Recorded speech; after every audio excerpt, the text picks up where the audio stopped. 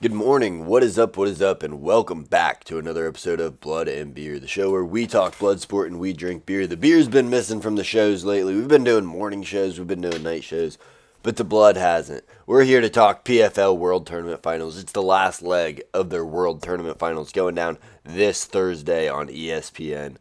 We got the light heavyweights, the heavyweights, and the middleweights going head to head for the $500,000 prize. And PFL's tournaments have turned out pretty well this year.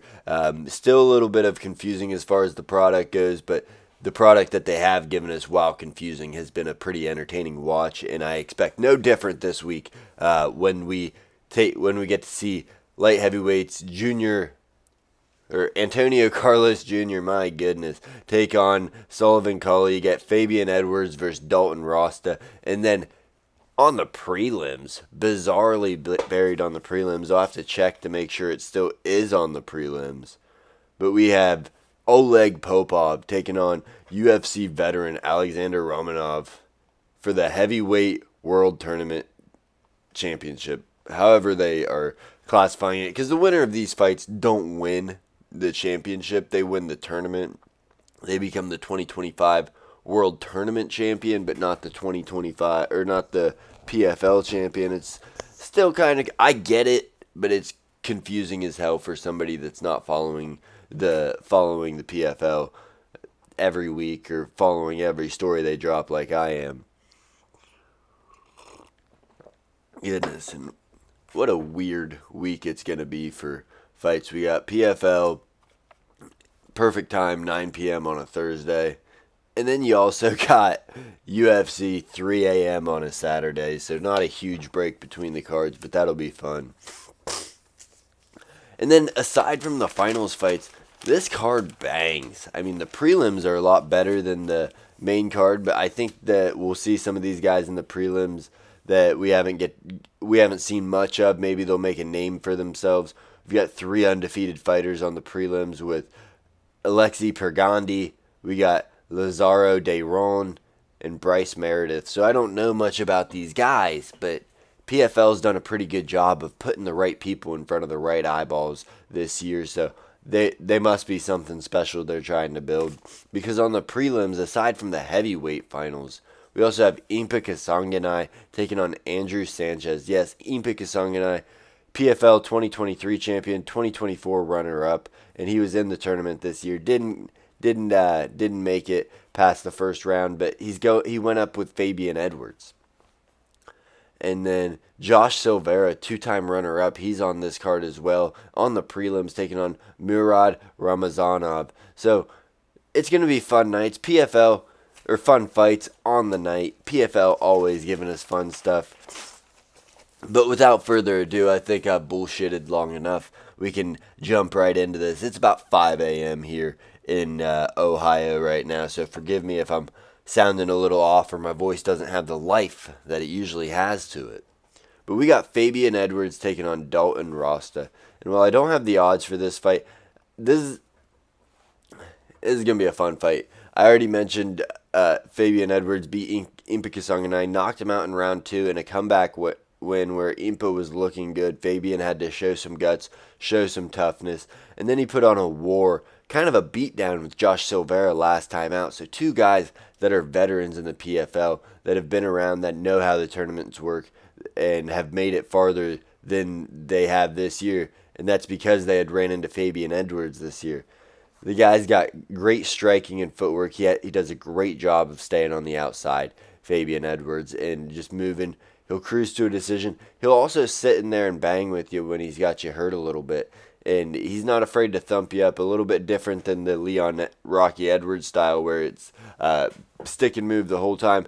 Fabian is a little more aggressive, not a ton though. But if you let him, he will absolutely sit on his bike and just stick and move the entire fight. If you let him point fight you, he'll do it. And I could see that happening. But Dalton Rasta, this guy's a great technical striker. He's got good wrestling, but he doesn't use it a whole lot. Great technical striker, and he's always moving forward. Now, he wants the fight. He wants the striking exchanges to be pretty, and that's also what Fabian Edwards wants. So I don't know how this is going to work for Dalton Rasta just because he doesn't have the experience that Fabian Edwards does. But I'm not going to tell you that Fabian's going to go out there and outclass Dalton Rasta, that he's going to sit on the outside and point him to a decision like he has so many times in the past, because I think that Rasta is going to have the footwork to keep up with Fabian Edwards. I think he'll have that much at least. Fabian may have the gas tank. It's 5 rounds. Rasta's never gone 5 rounds. But I just have a feeling that Rasta has a chance. You know, I thought Thad Jean was going to get fraud checked against Logan Storley. I thought Storley was going to put him in the rinse cycle and just wash him, take him down over and over. That didn't happen. PFL seems to know what they're doing with putting these young guys in the tournaments that they know they can build off of. And I think we're getting that with Dalton Rasta. So I think Rasta's going to do something special here. Fabian Edwards is great. It's just, I don't think PFL wants to build with Fabian Edwards, and he can be beat. We've seen these young PFL guys that are hungry come in and take on these Bellator vets, aside from the Liz Carmouches of the world, of course, and do pretty darn well because they're more aggressive. Could that happen? Possibly. It's going to be a weird fight because Fabian's still so athletic. He's still in his physical prime. He's still a tough test at the office for anybody. He's one of those guys similar to a Michael Johnson, but not so severe, where he can win against anybody in the world, and he could also lose against anybody in the world depending on which Fabian shows up. Ultimately, if we're going skill for skill, you got to go with Fabian Edwards when you pick this fight. But I could easily see a world where Dalton Rasta gets it done and is the new 2025 PFL World Tournament champion, and we have another big name to throw around for the PFL in Dalton Rasta. And then we have, sorry, I was trying to get the odds for this fight because they don't have them posted on ESPN, which that's pretty normal, but yeah, they don't have them posted. Oh well. Oh well, they don't have them posted. Move on to our next tournament finals, though. We got Sullivan Cully taking on two-time, or at least one-time, maybe two-time PFL World Champion Antonio Shoeface Carlos Jr. And fun fight. Sullivan Cully is in his physical prime. This dude's a beast of a man. He'll thump you up, knock you out, and he just disregards your takedowns. While he has a wrestling game, he's not going to want to use it with you. He's going to want to sit and bang, and that's definitely his path to victory here against a guy like Antonio Carlos Jr., against a Shoeface. Shoeface, his boxing's really improved this year. It's serviceable. He'll go out there, pop you with a jab, ones and twos, and he's got power in his strikes, but he uses it to get chest to chest with you so he can hit his trips, get the takedowns, because his real bread and butter is the submission game. The guy's a black belt in jiu-jitsu. Guy's nasty with it on the ground. Sullivan Cully, I'm not going to doubt this guy. He beat Phil Davis in a fight that I thought Phil Davis was going to do the same thing that I thought Logan Storley would do to Thad Jean. Wrong in both affairs I was. But he beats Phil Davis, and when you do that, you anti-wrestle Phil Davis for 3 rounds. I think you're going to be able to do that with Antonio Carlos Jr. I think this might be a fight where Sullivan Cully kind of runs through Antonio Carlos Jr. And I don't like to say that because I like the form that we're seeing out of Antonio Carlos Jr. But in his last fight out, while he won that fight, he showed very little head movement, and his jab was working nice. I don't love when you're fighting a guy that can knock your head off if you don't move your head and you're sitting there in front of him and you're a little bit diminished version of yourself, a slower version of yourself. Your defense isn't all the way there the way I've seen with Antonio Carlos Jr. in his last few fights. I like Sullivan Cully here, but don't be shocked if the old man does the old man things and takes down Cully for 5 rounds and just uses... I mean, Antonio Carlos Jr. has insane top pressure, so if he gets you down, it could very well look a little Dricus du Plessis versus Hamzat Chimaev-esque. He could just hold you there, search for a couple submissions, but mainly just hold you down because he's so much stronger than you. He's got such good top control.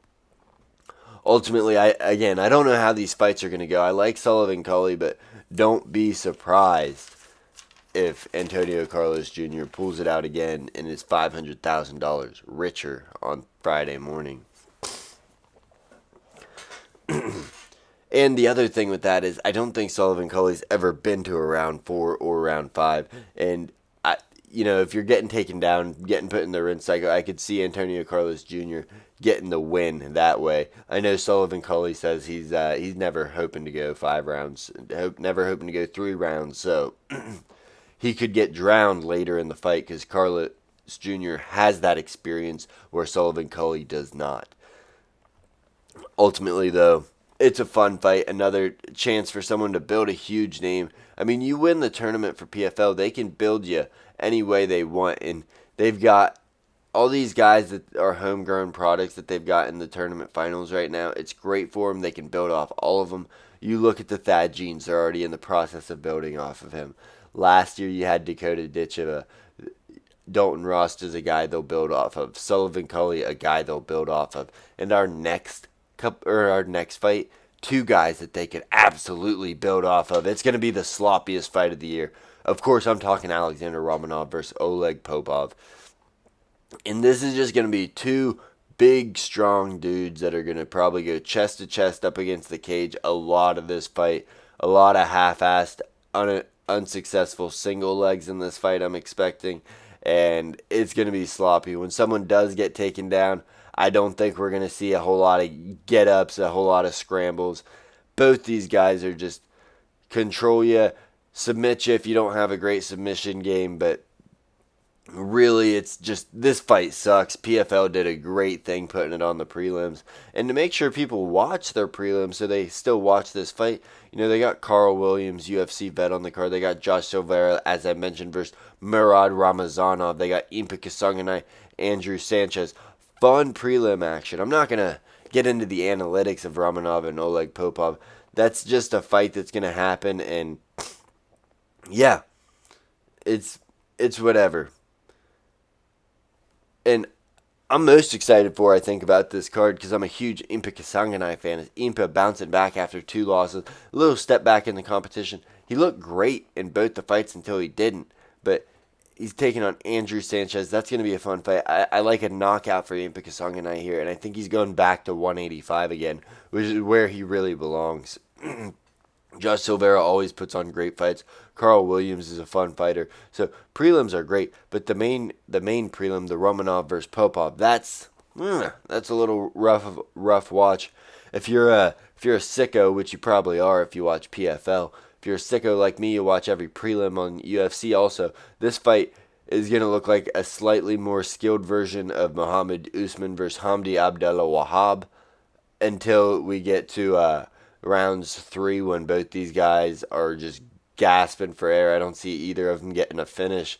So they're going to be gasping for air and looking sloppy. And yeah, this could be the sloppiest fight of the week. Sloppiest fight of the year, possibly. It's going to be up there with Hamdi versus Mo Usman. But ultimately, great work by PFL.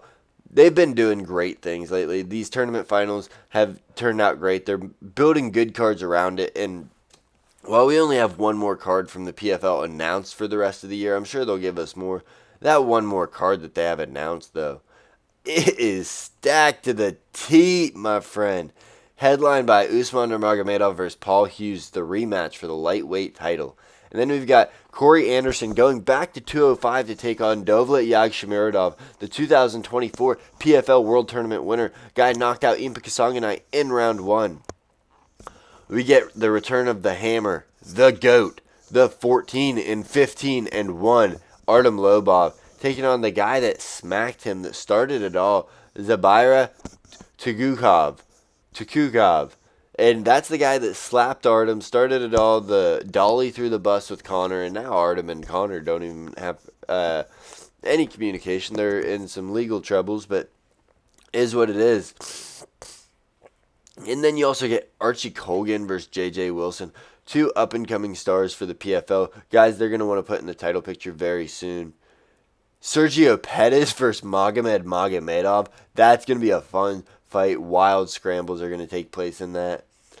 And then Lewis McGrillen taking on Callan Loughran. McGrillen in one of the most exciting fights of the year last year. There was like 7 or 8 knockdowns in his last fight, taking on Callan Loughran, coming off a successful UFC fight last time out, but gets cut, needs to put in a little bit more work on the regional scene. He's making his PFL debut. So PFL doing good things. Hopefully we get some more card announcements. But that's all I got for you for the PFL. Make sure you're following us on the X at Blood Beer MMA. Anywhere you get your podcast, goodness, tripping over my words, audio only platforms. We're on all of them. Blood and Beer MMA show. Give us 5 stars. Hit us with a like, sub here. You know the deal. This has been Matt with the Blood and the Beer, and I appreciate you tuning in.